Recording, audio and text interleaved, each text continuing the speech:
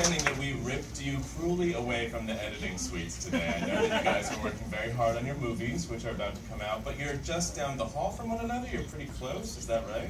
Yeah, right across the hall. Exact next door neighbors. Our doors face each other. I can hear the chairs right here. Yeah. So do you call each other into your rooms all the time to be like, look at this scene, this piece of marketing? We see each other, I don't know, maybe 3 or 4 times a week, and now and then we'll pop up in each other's rooms. Usually I'm scavenging for, they have really good snacks over at Black Panther. For a certain cookie. Yesterday you were in our suite looking at fruit wraps. Fruit snacks. Fruit snacks, yeah, so it's really about food. Yeah. How far back did the two of you go? Do you remember the first time you met and what your impression was of each other? Let's talk about We this. just talking about it like Friday. It was 20. We met January 2013. And obviously I seen her at work, knew who she was. But our first time meeting was in January 2013. And like it was a room kind of like just like in a ticketing lobby at Sundance. I was there with my first feature film with Coogler. Everyone was there in the lobby, and we saw each other, kind of recognized each other from photos. And she came up, gave each other a big hug, and just kind of started talking. It's kind of been like that since. And what was your first impression of Ryan? I just remember seeing him and knowing of his work, and I remember in that moment, and he was just reminding me of it, it was a really long hug. It was as if we had known each other. Because I think there's something about so few people like us doing what we do, that when you do find another person that's in that same space, a person of color, kind of telling a certain kind of story at that time in a certain space, it was like kindred spirits. And so, yeah, we met in that moment and never would have thought. I mean, you couldn't have told me then we would have been editing these kinds of movies or these kinds of movies on the Disney lot, doors 2 steps away from each other. It just wasn't even in my, it wasn't even anything I wanted at the time, And I can't say that it was anything that I wanted even when I said yes to Wrinkle in Time. Well, then let's talk about what got you to yes in the first place. Because I know that coming off of Selma, it seemed, to me at least, that you were being wooed everywhere. Netflix wanted you, Marvel was interested, Disney obviously got your big project. So how did they get you to yes? It was the story. It's not the size of the story for me. That's when I say I wouldn't have imagined that I'd ever be telling a story of this size, because I'm interested within Wrinkle in Time with the story of this girl. So she happens to fly on creatures, but if she wasn't flying on creatures, I would follow her wherever she was. I'm just interested in the character of Meg and what she represented and what she goes through. So all the bells and whistles around it was nothing that I ever imagined for myself. Like I always say, and not enough people know her name, but I thought I was going to be the Black Lynn Shelton. Lynn Shelton, like she makes these one beautiful independent filmmaker that makes films of a certain size and a certain feeling, and that she makes one every year. Like she churns them out. I was like, if I can just do that. So I never imagined anything else. Not that what I'm doing now is better. It's just much different than I thought it would be. So then, mentally, what did you have to do to get yourself in the headspace of, okay, this is not a Lynn Shelton movie. This is a massive blockbuster that they're asking me to undertake. Well, I'm trying to make a Lynn Shelton movie, just on a larger budget. You know what I mean? Lynn Shelton movies are movies with a lot of heart that really explore the interiority of their characters, most often women characters. And so I can't say that what I'm doing within Wrinkle is much different than what I did in the middle of nowhere, I Will Follow, or what Lynn Shelton or a lot of other beautiful women directors do. That's why I always kind of take a little thing about first Black woman director to make a film of a certain size. And that's really a construct that's outside of what it really means to tell a story. You know what I mean? That's an industry kind of financial construct that doesn't represent any kind of huge achievement for me. It's just about being able to make another movie. That's the achievement. Ryan, let's talk about your path to Black Panther. Now, industry scuttlebutt would have it that Marvel went to you for this project, and initially you were wary or you turned it down. Tell me about that process and what got you to the point where you were like, no, actually, you know what? I'm going to commit to this, and I'm going to give it 110% of myself. It wasn't ever a time when I turned anything down. It was really it actually worked out in a way that I couldn't have imagined it. I was in the comic books my whole life, But once I got into filmmaking, I realized like I really like to tell stories and select projects that had that dealt with themes or questions that I was having personally, questions that I was dealing with personally, you know. And Ava and I, you know, we talk a lot with film, but also we talk a lot of, like, you know, outside of film. And one of the big things we have been working on, we're in a foundation called Black Off Human Rights, and it deals with like issues of human rights violations that happen to folks here in the States, mass incarceration, you know, police violence, things of that nature. And it was something that I was really, you know, grappling with, like just subject matter wise, the things that Black folks are going through in this country at the time. Right around the time I was finishing up Creed, and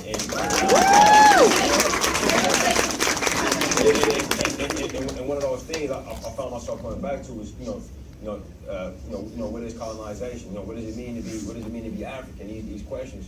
And then right around that time, you know, Marvel reached out and you know, wanted to talk about the project, and we engaged, and I kind of shared that with them, and they were really open and they exploring those things, you know, in this film, in this massive superhero film, and it ended up working out, you know, between us, you know, and I was really excited to do it, but there was never a time when I turned it down, you know, but when it came about, I happened to be really interested in the subject matter. I thought it would be an amazing opportunity. What's the biggest emotional connection the two of you have to your lead characters? Well, I mean, the thing that I hear both of us saying is that, you know, it's less about the bells and whistles and the size of the projects that we're working on, and it's more about being able to talk about the things that we were interested in exploring as storytellers, and they happen to be in these big, splashy projects. I mean, that's how I feel about it. I mean, the opportunity to, you know, explore some real Black girl magic on screen, like, I'm not mad at that, right?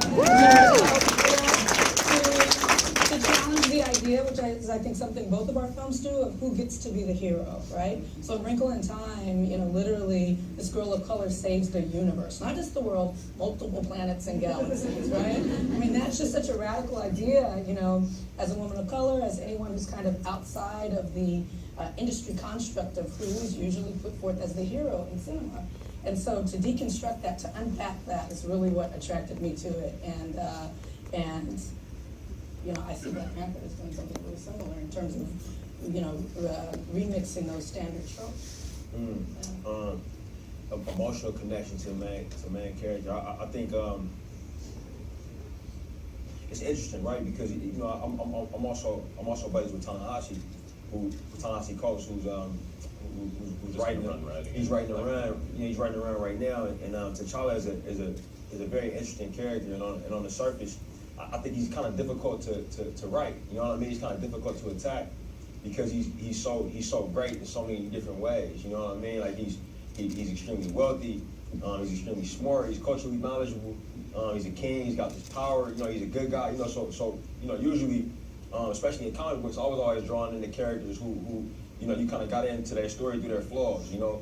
Like Batman's kind of crazy, and he's harboring this he's reliving this terrible moment that's happened to him, and that's kind of how you kind of get in with Batman. But with T'Challa, you know, he's kind of got everything going for him, and in a way, when I first thought about it, I said, man, this is gonna be tough, you know, because I'm not sure I would like this dude. You know what I mean? Like my own perspective, you know, because he's so different from what I'm used to. But through the process of making the film, you know, through the process of working with Chad and really, you know, trying to explore these things and find ownership in it. Like I'm incredibly attached to this character now, and you know, in our film, you kind of find him at a time where, you know, where he's just lost the most important person in his life, who's his father, and he's inheriting this incredible responsibility, and he's inheriting it at a time when Wakanda is struggling off. You know, struggling on what their identity is going to be. You know, in our film, the world doesn't really know about Wakanda. They kind of exist in secret. They kind of exist in the shadows. And he's coming in at a time where people have different ideas of what the country should do. So he's incredibly conflicted, and he's aware of this responsibility and trying to find it in himself. You know, what to do. It's not much unlike what me and Ava are going through. You know, with these films. You know, you find yourself every day people trusting you with this massive thing that has a lot of importance, but they watching. They hoping that you don't mess it up. You know what I mean? And you got smart people around you who are putting their opinions in, but at the same time, you got to remember, oh yeah, I'm smart too. You know what I'm saying? So when they give these opinions, man, maybe my opinion conflicts. Might be good for me to speak up sometimes. Other times, it might be better for me to listen. And the other thing that's really cool about him that ties into, what I'm so excited about Ava's film for is, he's surrounded by these incredible women.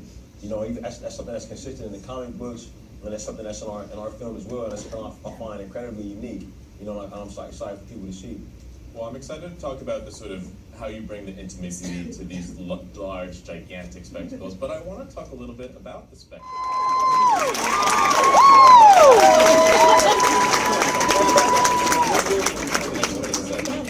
But since we just looked at that, I mean, one of the things...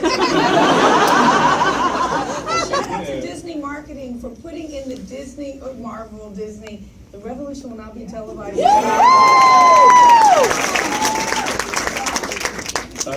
One of the things I'm most excited about, and to judge from the cosplay, the Halloween costumes, is these incredible outfits that Ruth Carter has put together. Tell me about how the two of you conceived them.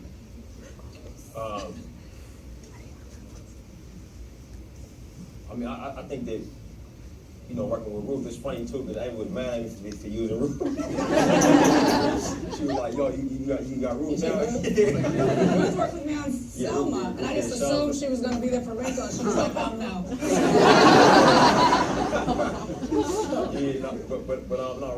Ruth's incredible, obviously, man, and she's designed costumes for some of the movies that I was, like just seminal films, man. Do the Right Thing, Malcolm X, Selma. It just how we got to work together with this was just we wanted to look. The big question for us, for everybody, man, for Marvel, for myself, for Ruth, for every department was what does it mean to be African? You know what I mean? What does that mean? What does that concept mean? And we look to the continent, for clothes, and we look to the continent for colors and patterns. We had the comic books there, and Marvel has an incredible department called Visual Development, which is a bunch of artists that kind of ran by an artist named Ryan Minerding, but their job is to design superhero costumes, and to make sure that the costume was working or functional, but look cool and are respectful of the comics. So it was a collaboration between all of us, to find these to find a storytelling through what these characters put on, and when they change costume, and what that's saying about their journey in the film. But we really look to the continent. We look to the continent for what the Dora Milaje will wear, for Black Panther suits. We looked at Afrofuturist works. For looking at how technology would inform. What they wear. What we found in a lot of in African culture is that clothing has like multiple functions. A shirt is not just a shirt. It tells a story. It's got a design that speaks on what tribe you're from, what your family's done, what your rank is in your tribe. And it also might serve as a form of protection. Whether it's from the weather, whether it's in battle. So we kind of tried to build off of that. And Ruth was incredible. I want to ask about one of my favorite outfits. One of my favorite outfits from the trailer is actually one of the most dressed down ones. It's Michael B. Jordan in the glasses with the I saw everybody picking that one out on Twitter. Oh man. You want to talk about the coda, or? I mean, the entire thing. I assume he's sort of incognito in that scene. Incognito.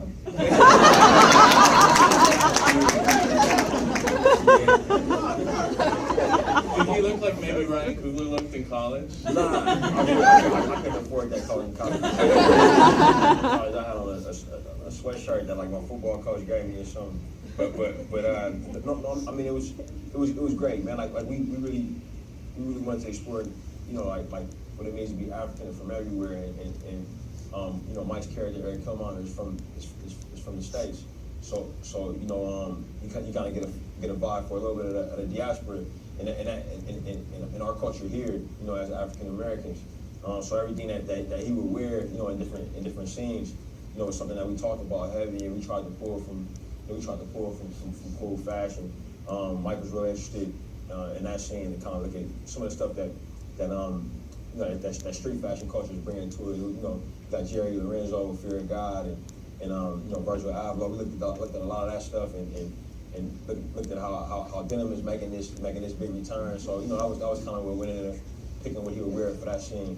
What about working in the Marvel sandbox? I mean, you are establishing a world that we haven't seen on screen before, but in a way you're still working in a universe that we've seen multiple movies from, inheriting characters that were introduced in other films. How do you find sort of the happy medium where it can be Marvel, but it can also really be Ryan Coogler?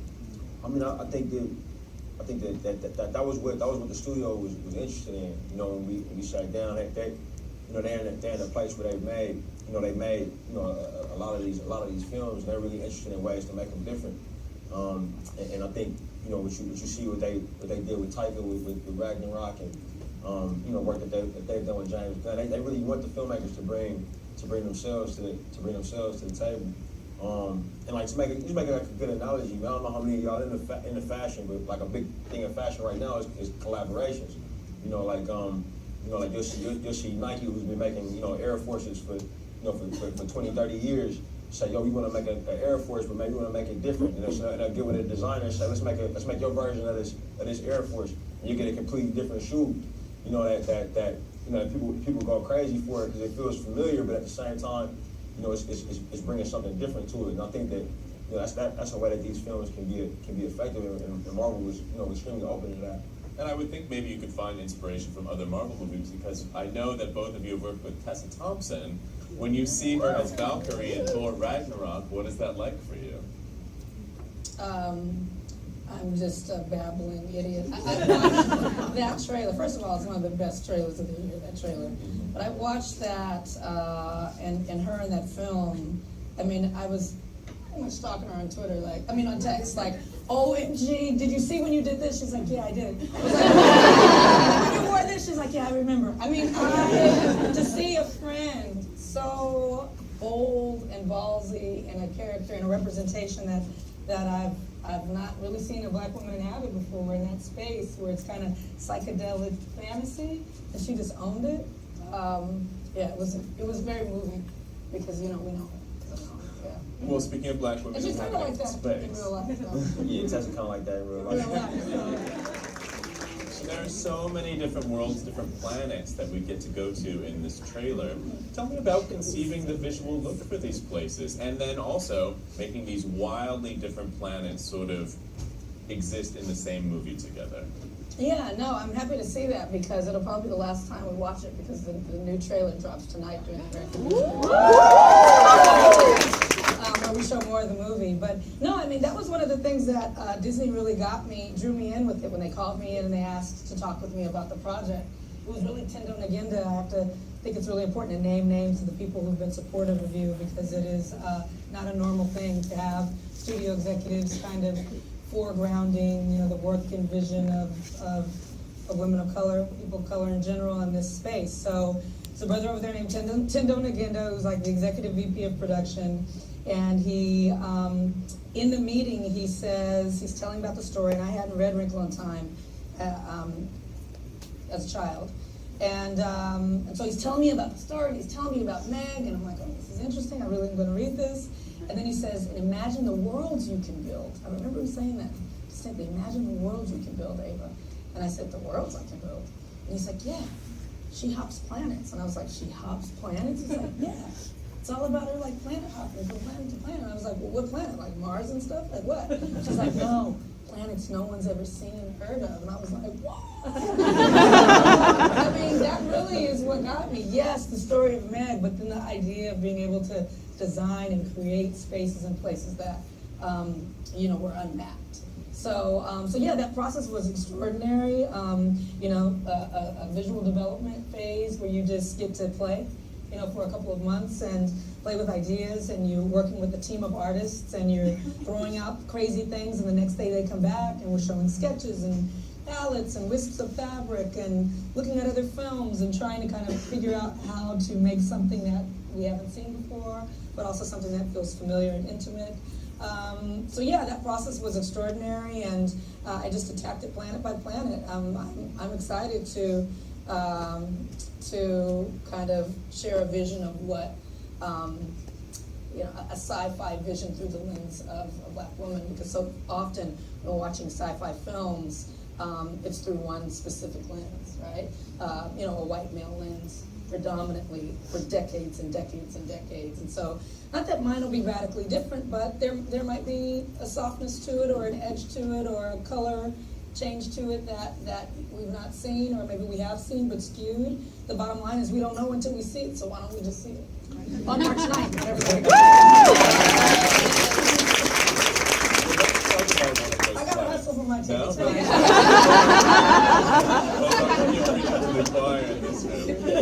Let's drill down on one of those planets. Pick a planet from me that's in this movie. Tell me about sort of what was in that play phase. What were you putting on the vision board? What were your inspirations for it, and then how it evolved?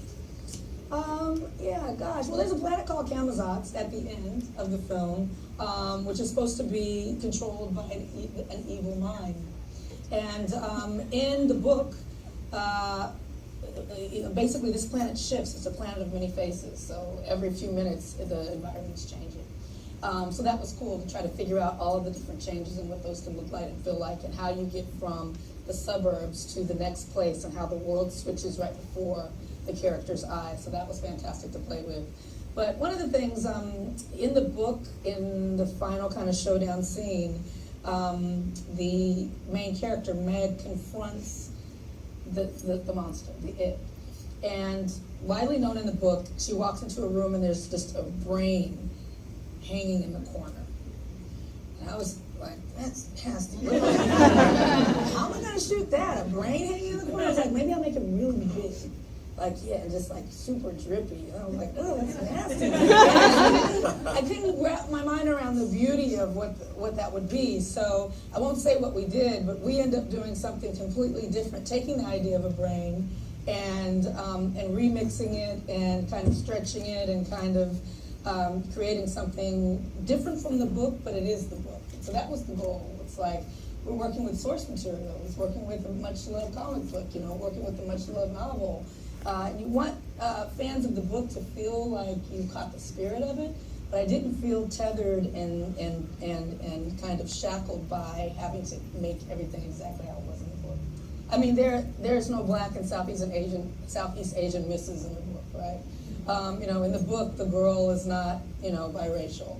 In the book, the little boy is not like a little Filipino-American little brother, right? So it's just like we took liberties to be true to the spirit, but we freed ourselves and freed our imagination to bring these fairy tales and these fantasies into the current time, which is one that should be much more inclusive.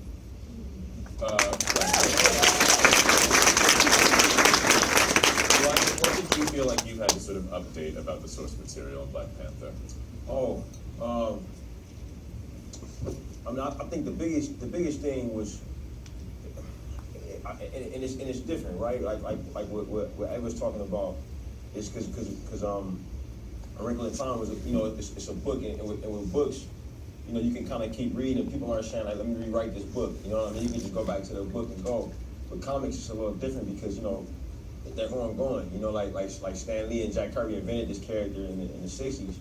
But you've had Christopher Priest and Ta-Nehisi Coates and Reginald Hudlin kind of come in and add and keep adding on, and the character gets updated, in the pages. So for us, it wasn't about finding a way to modernize anything per se. The biggest challenge for me was more looking at how Wakanda would fit into the Marvel Cinematic Universe. And people are familiar with this world, and what they did with that world is that Tony Stark kind of exists in a world that's similar to our own. Like you watch Avengers, when the monsters fall out of the sky, it looks like our New York. People interact with each other the same way that we do. So I was trying to find out how Wakanda could exist in this world, and these characters don't really know anything about it. And in the comic books, Wakanda is known. Like everybody knows that there's this country in Africa. They had this vibranium. They're really wealthy. You can't go in there. They're very strong, and they kind of keep to themselves. But people know about that. In the MCU, it seems like people didn't really know. So this idea of Wakanda in hiding, this idea of Wakanda, operating with the front, you know, and the front that we kind of used was you know, what if people thought Wakanda was like what if people thought Wakanda was like Burkina Faso, or it was like a small country in the Congo that nobody had ever really heard of, thought it was poor and small and didn't have a lot going on. What if they had convinced people of that, you know, so that they could go on unbothered, you know, and with that concept, you know, was kind of what gave birth to the film and the dynamics that we have, you know, in it. And that was, you know, something that was challenging, and I was talking about naming names. Like, I got to talk about, you know, Nate Moore, you know, who's a black man who works at Marvel, producer, worked on Winter Soldier and Civil War. When I first met him, I didn't know it was any black executives at Marvel. You know what I'm saying? So I came to the meeting, and he actually called me on the phone, and I was talking to him on the phone. I'm like, I think this dude is black. Man, you know what I'm saying? And I kind of go into the restaurant at the meeting, and I'm like, oh, he is, you know. I'm like, that's what's up. You know, we sit down, we start vibing, but Nate was incredibly supportive and incredibly conscious of what, you know, what it would mean if Wakanda, existed. You know what I mean? And you know, not just what it would mean to the world, what it would mean for us. You know, so I think that was a big challenge that we had, and you know, trying to sort out a way that it would be believable that this nation, you know, could hide. I'm curious for both of you, what was the thing that you were presented with, whether it was a costume, a piece of concept art, or a massive set, that maybe produced your biggest geek out moment on your own production? I think probably the costumes and the hair when they came together. I mean, when Oprah Winfrey walks out in a platinum blonde, shaped wig, and you had it sketched, but you weren't sure, A, would she put it on, B, would it look good, and the clothes, and like, you know, all of her clothes is kind of constructed like different kinds of armor, and she walks out and she looks incredible, and like all the key grips and the gaffers, you know, all my guys and girls, just break out in applause when the actors come on stage. Reese Witherspoon in a red, you know, fishtail, Kim Kimble, the incredible head of our hair department, just innovating these things. And so it's one thing to put those things on paper, and then another thing to work with actresses and kind of try to convince them to look that way. And these women were incredibly game for it. But then when they walk out, just Mindy, just so gorgeous in all the frames. So that just inspired all of us. You know, the worlds are one thing to make, but when you put this living art, these clothes and this hair on people, and it becomes a part of them, and the characters come alive, there's nothing better than that to me. Ryan, what about you? What was the thing that you were like, holy shit, yes? Man, it's tough, Carl. It would happen every day, man. It still happens in post, you know. But I would say, I mean, look, man, I would have to actively play mind tricks with myself that I didn't see what I was looking at, so that I wouldn't like break down, you know, like, so I wouldn't emotionally break down and lose time, you know, because you fighting. Ava knows, man, you fighting the clock constantly on these things. But I think I would say the first time, and it's a trip, right? Because these are two actors that I inherited. You know what I mean? It was Chadwick and an actor named John Connie, who's a massive talent and kind of like a titan of acting in South Africa. But he plays T'Chaka. He plays Chadwick's T'Challa's father in the film. And he was cast by the Russo brothers in Civil War. But I'm giving a little bit of a spoiler, but not so much a spoiler. But you know, they have a scene together in our film, and he showed up to rehearse. You know, it was like the day before they were supposed to shoot, and he kind of showed, you know, he got this. He's this African man in his 70s. He's just got a wealth of knowledge. You know what I mean? And he shows up and he's talking to me and telling me, you know, stories about what he was, some things he was dealing with back on the continent. And he's wearing jeans and a t-shirt. He dressed in a backwards cap. He dressed like us. and Chad shows up, and we on this stage that we gonna shoot on, man, in the middle of a warehouse, and he's like, man, so Chad shows up, he's like, hey, can we start? And they start rehearsing, and both of them being incredible actors, they already both just snap into it. It's just me and them, you know, it's just me, them, and my cell phone, you know what I mean? And they start speaking in Xhosa, which is a dialect in South Africa. You know, that Chad learned, and that John speaks naturally, and something about just realizing that we're gonna have this film where a father and a son talk to each other in this native African language, talking about the things that we were talking about.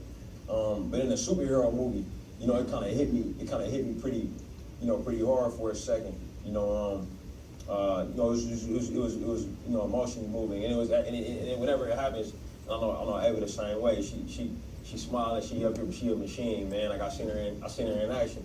When you get those moments, you gotta remind yourself, okay, I can't fall to pieces right here. You know what I'm saying? There's so much work left to be done. So you give yourself a couple seconds. You know what I'm saying? And then you get right back to it. But yeah, that was a big one. That was a big one right there, I think. Talk about your evolution as visual artists, whether it was before you started making movies or even during them. What had to happen? How did you assert your ability to tell stories visually to get you to this point?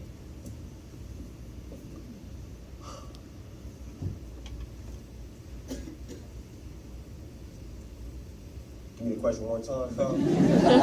Your evolution as a visual artist. I mean, both of you have made movies before, but even before that, you know, whether it's your personal style, the way that you constructed your bedroom, what were the ways in which you could express yourself that led to you putting together these amazing frames?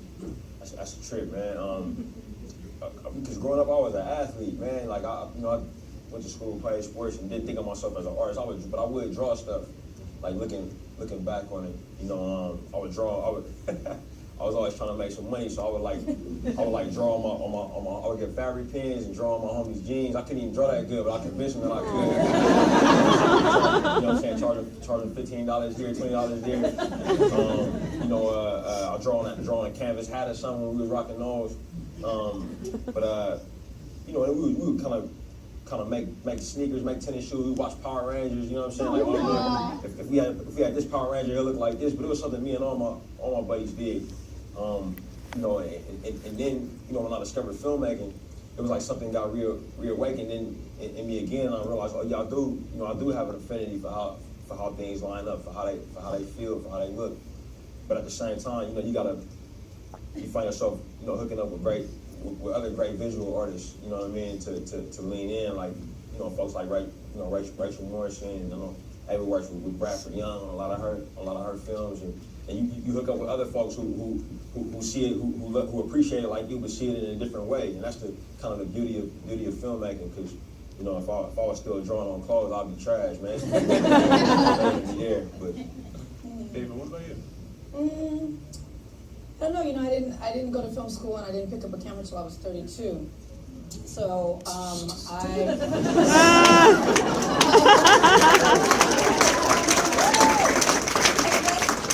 intimidating, you know, when you're in a Sundance environment with a lot of really talented people who did have the benefit of that kind of formal training. And so to really be able to trust my own eye and to be able to see value in the way that I was thinking of frames and thinking of moving the camera, you know, while not in those early years having a full vocabulary and full grasp of all the tools available to me, right? I just knew how I wanted it to look. So it was really important, and how I wanted it to feel. So it was really important that I surrounded myself with people who wouldn't judge me for not being able to tell you exactly what lens I wanted, but would really kind of understand the mood and vibe of what I wanted, and delved into that, embraced that, and gave me what I wanted. And so now, of course, you know, I'm caught up. But I felt like right about the time, maybe on Selma and some other things that I've been working on, Queen Sugar and the look of that, that I am kind of really being able to be really clear about my style with the way that I want frames. This Disney movie comes along, and my responsibility is not to yes, it's to put myself in it, but also I'm making a Disney movie. It's Disney's A Wrinkle in Time, right? And so it's not going to be the same frames that I make with Bradford, right? When we're just kind of like going forward and doing whatever we wanted on a free and independent set when no one's going to be, looking at the frames. I remember we were shooting Selma. We were shooting a scene where Dr. King and his comrade are in jail, a dank, dark, southern, horrible jail cell, and they're having a conversation. And so we said, this will be dark. You only see small outlines of their bodies and different people in the cell, and you'll just see the light from the street light coming in way in the distance, so you'll just get an outline. We're like, yeah, that's dope. So we shot it, and I remember the next day, the producers and the financier was like, yeah, it's very dark. And I was like, yeah, because they're in a dark place. And he said, yeah, but they're black and they're in a dark place. Too much dark. And it's in the film. It's in the film that way. But those are the kinds of things that you're gonna have to fight for in a certain space. I didn't want that to be in this Disney film. This Disney film belongs in a Disney cinematic canon. That is one that's very bright and full of light. And so right about the time that I'm getting a good grasp on how I like things to be, I purposely went the other way to lean into, speaking in a visual language that people expect when they go and see a Disney movie. Not trying to make it a little doper, a little edgier, but not to go full, full Ava, Bradford, whatever. 100%. But really honor what this is supposed to be. So, and that was the first for me, because I've never made a film where I felt a responsibility for the look being outside of just my own preference. And so it was a lovely experiment, and I'm happy with the frames. And while you were doing that, Bradford was shooting Star Wars. Right, So. but on Star Wars, somehow he negotiated to still do whatever he wanted. Still do whatever he wanted in a big Star Wars movie. I'm excited to see it. What would it have been like for you to see these movies at age 10? Transformative, which is what my hope is for these. I mean, that's really, really the true reason why I did it. I have a niece, who's 13 years old, who I call her the real Meg. She is the real Meg. I put the top knot on Meg, and the glasses, and the way that Meg dresses is exactly for my niece Molly. It's out like it's a picture of Molly, and I gave it to the costume designer and said this is what she will wear. And I want her to see all that's possible for her, and not have to wait until she's 32 years old to figure it out, right? Like she should be able to know that she can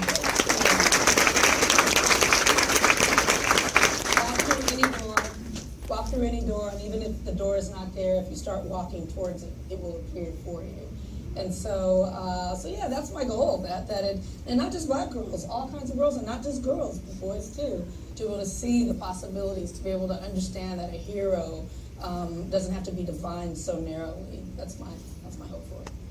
Ryan, what about you? If you were 10, super into comics, and you saw this big budget Black Panther movie, Man,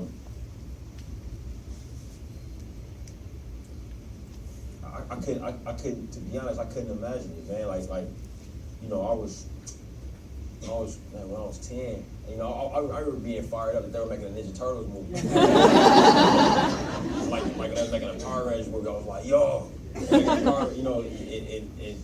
I think y'all wouldn't know what to do, man. But that said, if somebody told me it was an Ava when I was 10 years old. When I was 10 years old, I would have told you there'd never be a black president. You know what I'm saying? Like, so I mean, the fact that I'm making this film for my 10-year-old self, like every day, and simultaneously for my 31-year-old self. You know what I mean? Like, Charles King, who we both know well, close with, incredible producer, incredible person. He came to Comic-Con and we showed a little bit of footage, and he brought his two sons, Noah and Julian, and he said, my wife, how old you say Noah and Julian are? She said, all right, yeah, probably I want to say like 10 and 8, something like that. You know what I'm saying? And he brought them out there, and he had them in Hall H, and coincidentally, after we played it, we went back in the lobby. They was the first two people that I saw. And they ran up to me and they said, "Hey, yo, Ryan," and that was awesome. You know what I'm saying? And they both gave me a little, you know, in a hug, and I felt it there. I was like, yo, I mean, for them, their world is different from our world, man.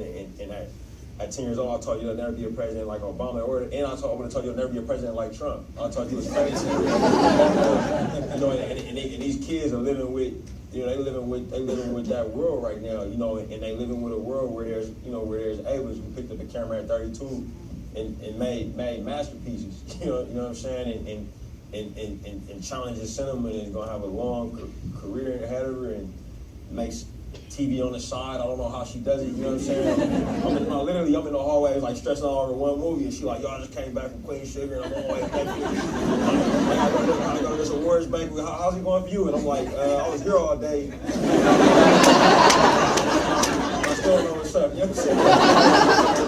So, oh yeah, we'll figure it out. You know, but I mean, like just these kids, man. I think they're gonna save all of us. To be honest with you, man. Like, you know, and we gotta do our parts to keep, you know, to keep pushing things forward, man. But I think it would, I mean, to see a movie about a somebody who looks like me, man, who's a king, you know what I'm saying, and knows their ancestry to the beginning, and knows and has access to all of that, and has an army of incredible folks around him who believe in him. I don't know what that would have done for me when I was 10 years old, man. I don't know. I want to get a few questions from the audience. We're not going to have time for very many, but first, 2 quick hits for both of you. Ava, yesterday Issa Rae was here. People asked a question from the audience about the rumored Rihanna, Lupita. What can you tell us about that? Is that a potential go project? What's the status? It's a possibility. It's a strong possibility, I say. We'll see. And Ryan, has Marvel showed you anything from Infinity War? I would imagine, since Black Panther is in it, you might have seen some scenes. It's a strong possibility.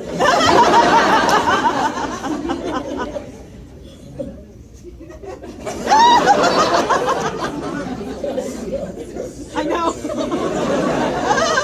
Let's get a couple questions from the audience right here. Yes, that was great. We have a mic runner. Yeah, right behind you. Hi, good morning. I'm curious to know, when you guys are in the development phases for your films, I'm right over here, was there a particular note that you got from the executives or producer that you guys fought for and were like, no, I'm not taking the story in that direction? No, not for me. It was an incredible collaboration. Our screenwriter, Jennifer Lee, who wrote Frozen, and I just got along fantastically, and she had already had a lovely script, and so we worked together to carve it and craft it into what we both wanted, and the studio was incredibly supportive, so we really got lucky. It was the same for me, honestly. It was, you know, it was a conversation. It was constant conversations. So it was never like a note that came in the mail that was, you know, hey, we want to do this, and it was something that I was like, man, that's you know, we were always talking. You know, we were kind of always together. You know, and like any collaboration, you'll have different point of views, but it was never a situation where that happened. You know, and what was great, you know, sitting down with Nate and Kevin and Lou and Victoria, was that, you know, we were in agreement on what the movie was going to be about before we really engaged. You know what I'm saying? Which was important. Which was important for me, and as a result, man, it's been a great collaboration. Did Marvel say it all? Like, okay, we'd love it if you use this Andy Serkis character, and just FYI, the Winter Soldier is a popsicle in Wakanda right I mean, we had all the ideas on the table. You know, like we had all the, you know, and that's the cool. Like I said, that's the cool thing about collaboration. And collaborating with somebody who has this incredible stuff to pull from. You know, like who wouldn't want Andy Serkis in a movie? You know what I mean? Like who wouldn't want Chadwick in a movie? So it was. I was like, man, you should put everything on the table that y'all got. Man, let's use all of this. You know what I'm saying? And let's figure out what else we can. You know, what else we can throw in to build off of it. You know. Have more questions from the audience right here? Yeah. I think there's a mic coming your way. Hi, Hi guys, my name is Jordan. I run an organization called Visa Color, where we promote diversity and inclusion. And I just want to say thank you guys so much for everything you've been doing and paving the way for us. So my question is for both of you. Is there any like dream project or acting institutions that you guys would want to work with in the future? Dream projects or actors?